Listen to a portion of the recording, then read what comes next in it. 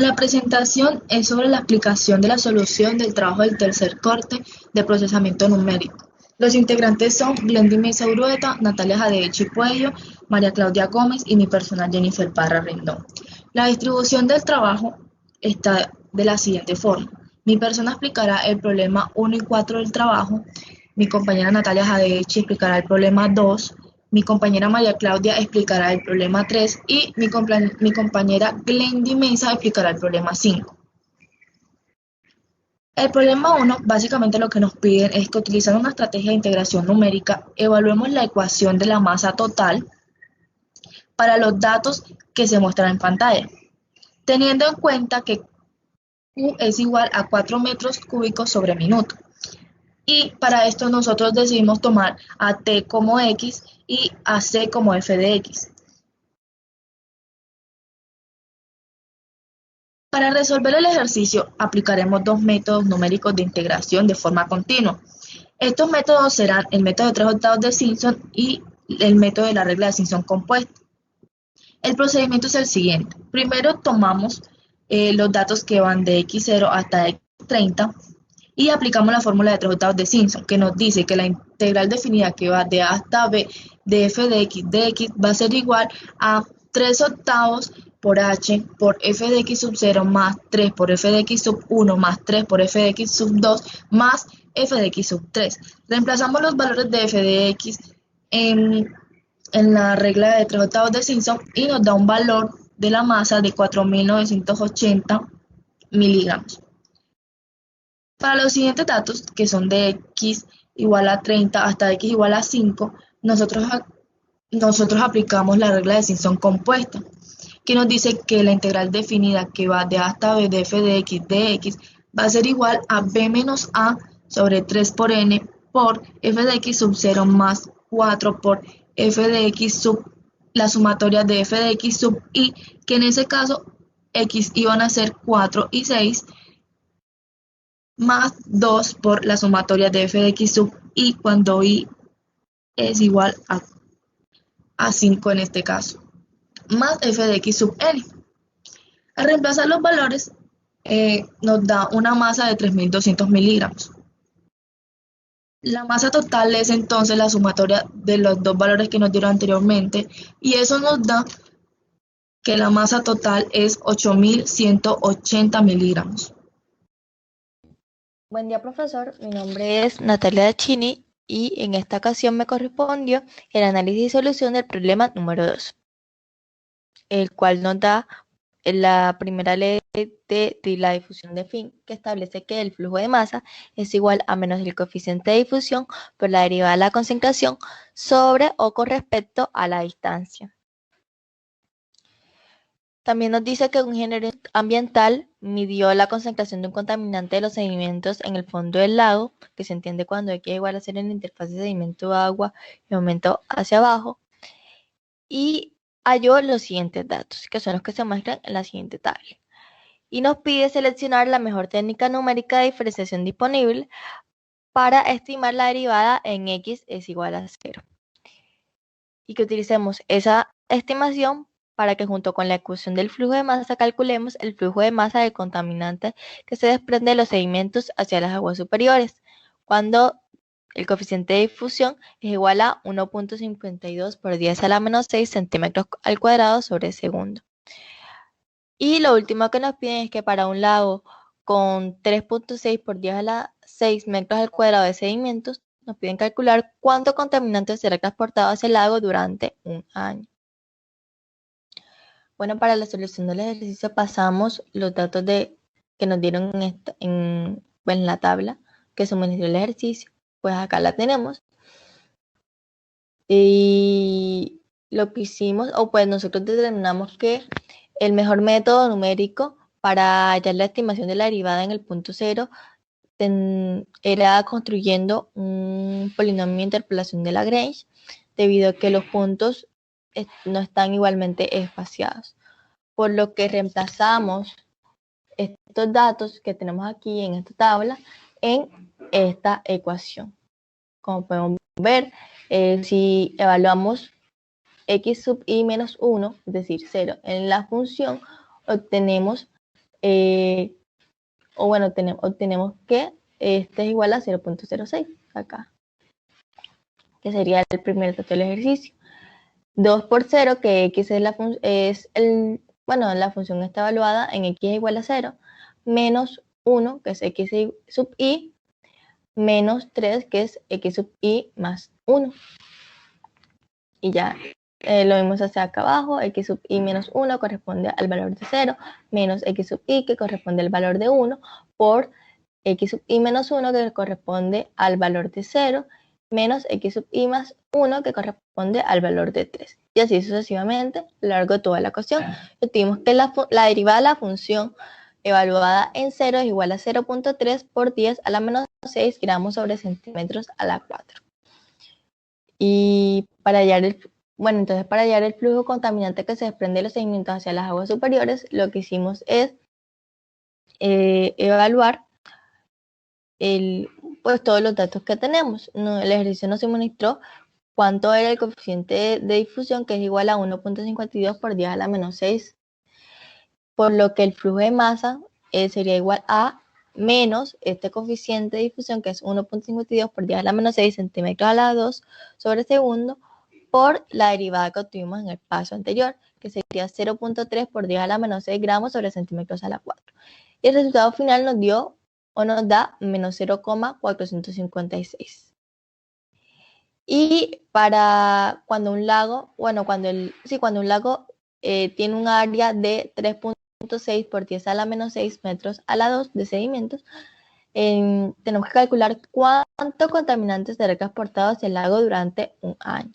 Lo primero que hacemos es calcular el coeficiente de difusión, que es igual a el área del lago sobre el tiempo que demora la difusión, por lo que hacemos es reemplazar, y sería 3.6 por 10 a la 6 metros a 2 sobre pues el tiempo de duración, que es un año. Un año es equivalente a 365 días. Pasamos de días a segundos y obtuvimos finalmente este resultado. Pero como podemos ver, todavía queda en metros cuadrados o metros cuadrados, por lo que pasamos de metros cuadrados a centímetros cuadrados y obtenemos que finalmente el coeficiente de difusión es igual a 1141,55. Y para calcular finalmente el flujo de masa, lo que hacemos es menos ese coeficiente de difusión que nos dio, menos 1141,55 centímetros a la 2 sobre segundo por la derivada que obtuvimos cuando utilizamos el polinomio de Lagrange, que es igual a 0.3 por 10 a la menos 6 gramos sobre centímetros a la 4.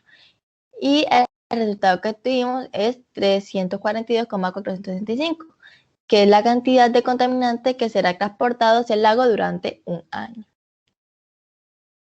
La solución del ejercicio número 3 le correspondió a mi compañera María Claudia García Márquez. Sin embargo, por problemas de salud, ella no puede estar presente en esta exposición o presentación. Por lo que en este caso yo, Natalia Decini, explicaré el ejercicio en su representación. El problema número 3 nos dice que para efectos de una decisión judicial sobre el pago de impuestos, se ha contratado o nos han contratado para calcular el área del terreno plano, pues que encontramos acá en la figura. Por lo que tenemos que seleccionar la técnica más apropiada para estimar con la mejor precisión posible el área señalada acá en la cuadrícula. Lo que hicimos fue dividir el área en partes, pues calculamos cada una de estas independientemente por los diferentes métodos vistos en clase, ya sea método de 3 octavos de Simpson, trapecio, compuesta, pues, y entre otros. Método de trapecio y así. Pues para el caso de del primer área, utilizamos el método de trapecio compuesto y reemplazamos acá los valores en las fórmulas, utilizando estos puntos de acá, teniendo en cuenta que X van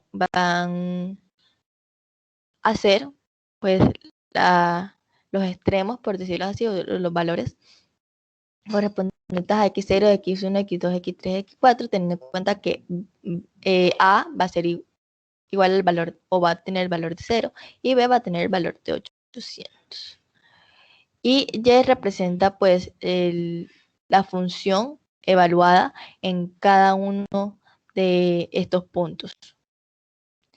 y obtuvimos que el valor de la función es igual, o del área como tal, va a ser igual a 3.244.000. Para el caso de del segundo área, utilizamos el método de 3/8 de Simpson, tomando como B 1200 y A 800, y teniendo en cuenta que Y es la función evaluada en cada uno de estos puntos. Y obtuvimos este resultado. Lo mismo hicimos con A3, pero en este caso con el trapecio compuesta. Ten en cuenta que A va a ser el valor de 2400 y B 1200, y Y va a ser la función evaluada en estos puntos de acá arriba. Y obtuvimos que el área número 3 es igual a 3.584.000. Después dividimos o subdividimos esta partecita del área en A4 para calcular el área A4 y A5 con ayuda del método del trapecio, y obtuvimos que para el caso del área A4 esto tiene un valor de 10.000, y para el caso del área A5 tiene un valor, este valor que encontramos aquí, 1.052.000. Para calcular el área total simplemente sumamos todos estos valores y obtuvimos que el resultado era, o el resultado del área final era 9.298.666,7 pies cuadrados, que corresponde al área señalada en la cuadrícula. Bueno, en el problema 4, básicamente lo que nos piden es que por medio de una estrategia de integración numérica, evaluemos la distancia vertical que recorre un cohete si su velocidad vertical está dada por las ecuaciones que se muestran en la diapositiva. Por los postulados de Newton sabemos que la velocidad es la razón de cambio en la posición, por lo que su integral definida nos da el desplazamiento. En ese caso, entonces, la distancia vertical estará dada por una distancia 1 más una distancia 2 más una distancia 3. Cada distancia será una integral definida de la velocidad en función del tiempo, teniendo en cuenta las ecuaciones de velocidad en los tiempos definidos que se mostraron anteriormente. Para cada una de las integrales, aplicamos la regla del trapecio con n igual a 10. La regla del trapecio nos dice que la integral definida que va de a hasta b de f de x dx va a ser igual a b menos a sobre 2 por n por f de x sub 0 más 2 por la sumatoria de f de x y de y cuando va de 1 hasta n menos 1 más f de x sub n. Optamos por este método ya que al analizar la gráfica, la forma de esta tiende a ser una recta, como podemos apreciar la gráfica en la diapositiva. Para aplicar esto a cada una de las distancias, primero que todo debemos hallar los valores de f de x, teniendo en cuenta la ecuación de velocidad correspondiente. Entonces, al tener los valores de f de x, ahí sí procedemos a reemplazar estos valores en la regla del trapecio. Para cada distancia nos dio un valor. Para la distancia 1 nos dio una distancia de 3.435, para la distancia 2 una de 10.250 y para la distancia 3 de 13.170. Al sumar esta distancia nos da que la distancia total vertical es entonces de 26.855. Hola a todos, mi nombre es Glendy Mesa y el día de hoy les haré una breve explicación de cómo realizamos el punto número 5. El problema habla básicamente de un requerimiento de un estudio de transportes, el cual pues piden calcular el número total de autos que cruzan por una intersección de dos vías en un periodo de 24 horas y nos da unas tablas de mediciones de vehículos que pasan por estas vías durante un minuto en distintos momentos a lo largo del día. Estos datos dados pues se deben tener en cuenta para poder hacer un estimado correcto de los autos que cruzan por día. Bueno, realizamos este cuadro para mostrar qué método de integración numérica utilizaremos para hallar estos nodos. Sabemos pues que estas reglas de integración numérica se aplican dependiendo el número de nodos que se tengan. En este caso se toman los nodos como cada hora. Ahora, si se tienen que los nodos están espaciados en la misma cantidad, por ejemplo, 1, 2 y 3, todos estos nodos se encuentran a una distancia de 1 hora. Entonces, para estos tres nodos se podría aplicar una regla porque tienen la misma distancia hablando de tiempo. Respecto a lo que observamos que pues al usar una nueva regla se tiene en cuenta el último nodo, es decir, el anterior, es porque no se puede dejar un espacio vacío. Por ejemplo, si vamos desde las 0 hasta las 4, se halló la cantidad de autos en el transcurso de tiempo. Y después se empezará desde las 4 hasta las 9, ya que para cubrir esta cantidad de autos no se puede pasar desde las 5 hasta las 9, porque se dejaría un espacio vacío entre la hora 4 y 5. Cabe resaltar que se eligió cada método porque cada uno se ajusta pues, a un número de nodos diferentes. Bueno, realizamos esta gráfica para observar la cantidad de autos que pasan por horas. En este caso, el eje de las X representa las horas y el de las Y representa el número de autos. Esto solo pues para ver el comportamiento de manera gráfica. Ahora, ya en esta parte de los respectivos cálculos, aquí mostramos el método a utilizar para hallar cada nodo. Estos métodos los habíamos definido anteriormente. Bueno, en el nodo 1 se utilizó la regla de Simpson, que es para 3 nodos, y este primer nodo nos dio como resultado 6,66667. En el caso del nodo 2 utilizamos la regla del trapecio para segmentos múltiples, ya que este es uno de los métodos más utilizados pues, para calcular aproximaciones numéricas de integrales definidas, y nos dio como resultado 43,5. En el nodo 3 utilizamos la regla del trapecio también, pero simple, y esta nos dio como resultado 11,25. En el caso del nodo 4 también hicimos uso de la regla Simpson para 3 nodos y nos dio como resultado 20. Ya para los nodos 5 y 6 nuevamente se hizo el uso de la regla del trapecio simple y nos dio como resultado en ambos 15. Y por último, para el nodo 7 utilizamos la regla compuesta del trapecio, pues porque hay mayor número de nodos y nos dio como resultado 94. Luego realizamos la sumatoria de todos estos nodos para pues calcular el número total de autos que transcurrieron en el intervalo de 1 minuto durante todo el día. Y esta sumatoria nos dio como resultado 205 autos aproximadamente. Ya por último, este número total de autos se multiplica por 60, que son los minutos equivalentes a 1 hora, ya que nos muestran la cantidad de vehículos por hora en la tabla de datos inicial. Y esto pues nos da el resultado 12.325. Cabe resaltar que n se toma el número exacto que nos dio acá arriba, no una aproximación. Así que pues podríamos concluir que el número total de autos que cruzan por día esta intersección de 2 vías en un periodo de 24 horas es de 12.325 autos.